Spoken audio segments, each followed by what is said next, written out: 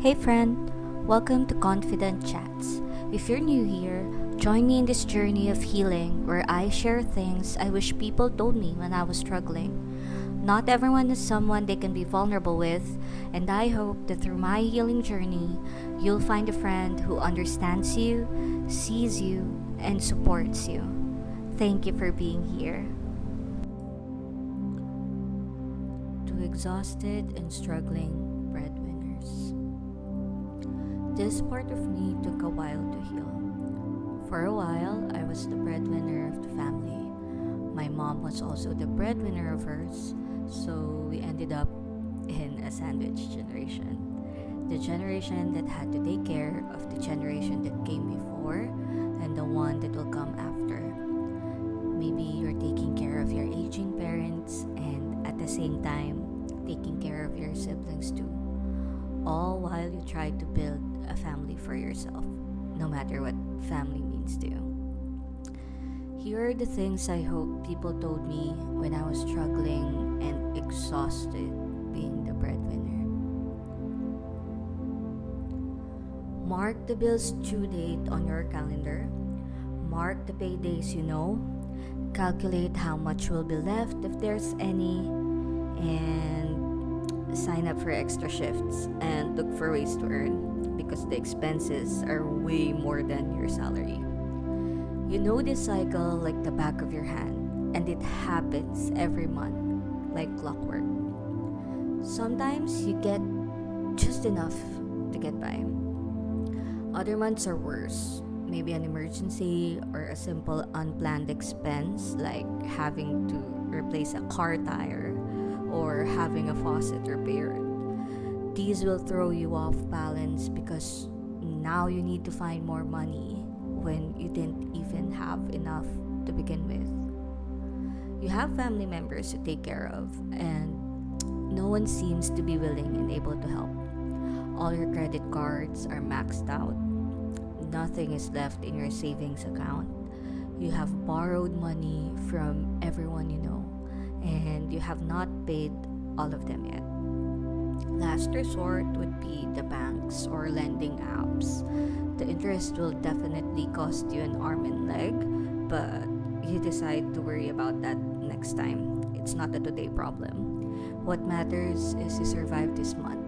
You'll figure it out just like you always have. It is tiring, and sometimes you just want to throw in the towel. You start questioning why you're in this position. Yes, you want to take care of your family, your aging parents maybe, or your siblings, but is there no one else in this family who is willing to help? Am I the only one who cares about this enough to find ways to make ends meet? How do I voice this out without making them feel guilty? You are just so tired. A well-deserved break feels like a dream because you know you can't take a day off. In fact, you need more paid hours because that's piling up and you have more bills to pay and there's more to come in the next few weeks. You sometimes start to wonder, what is even the point? Friend, I see you. I hear you. I know that it is training to take care of everyone. Give them all the things you never enjoyed.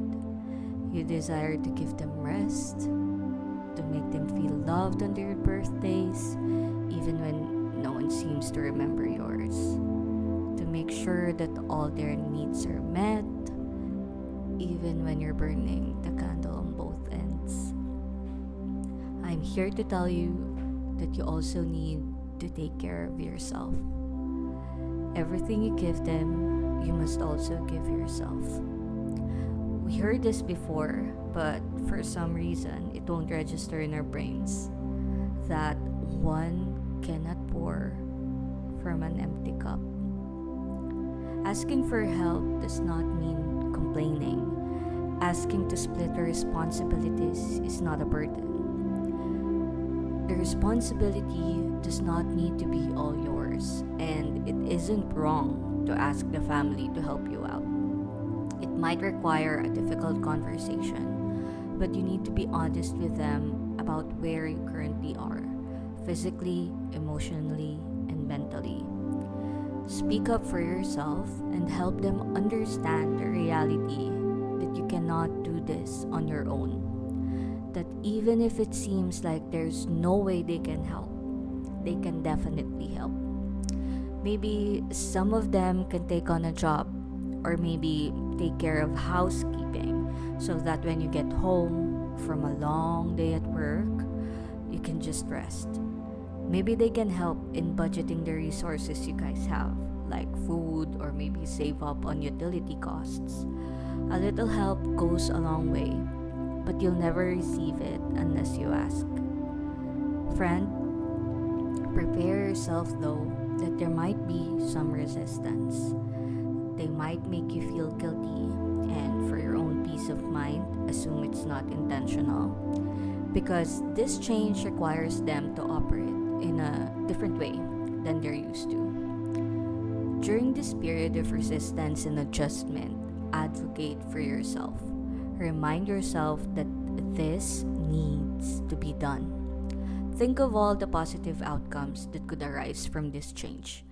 You getting some rest and mental break from all the burdens that have been put on your shoulders, and the rest of the family being able to contribute in their own little ways. This will allow them to understand that as a family, no one should have the sole responsibility in ensuring everyone's survival. Teamwork makes the dream work, right? Sometimes, by taking all of the responsibilities, we are also teaching them that this is the way it should be. Maybe we are reinforcing what has been passed down from generations to generations, even if it doesn't make any sense. Friend, I am here to remind you that it is okay to break generational cycles that aren't doing anyone any good. You might be painted out as a bad person because you dare to do things differently.